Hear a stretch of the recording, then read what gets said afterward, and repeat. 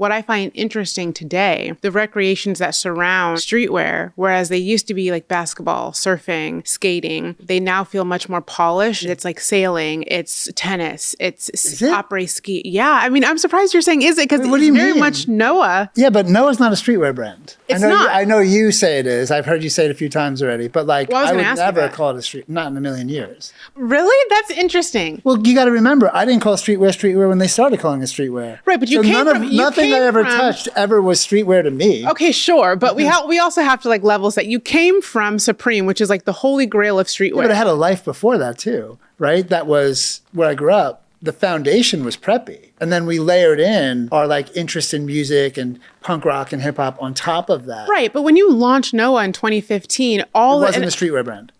But I'm telling you, when you came out on the scene, whatever, with Noah in 2015, all of the press around it, all the language around it was like Supreme veteran, Brendon Babenzien. That's not my fault. But I mean, that's the media's fault. I didn't ask. But that's how they packaged it. It was like he came from his alma mater is Supreme. But does that make it right? But it's accurate. No, it's not. What do you mean? You spent 14, 15 years at this company. They were saying where I was from, sure. But saying Noah was a streetwear brand was absurd. I always thought that I was making cashmere shirts and Shetland sweaters.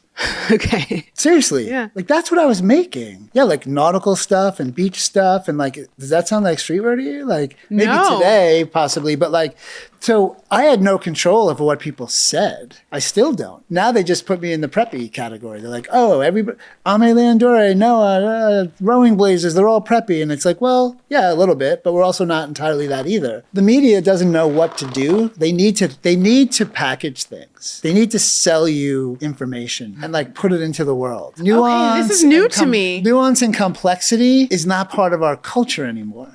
Everything has to be easy and quantifiable and simple to understand. When I did my thing, because I was at Supreme, they were like, well, I guess it's streetwear. Once we were labeled that, it's never gone away. You called Noah streetwear 25 minutes ago. And I don't even push back anymore. I'm like, whatever, it doesn't even matter what people call things anymore.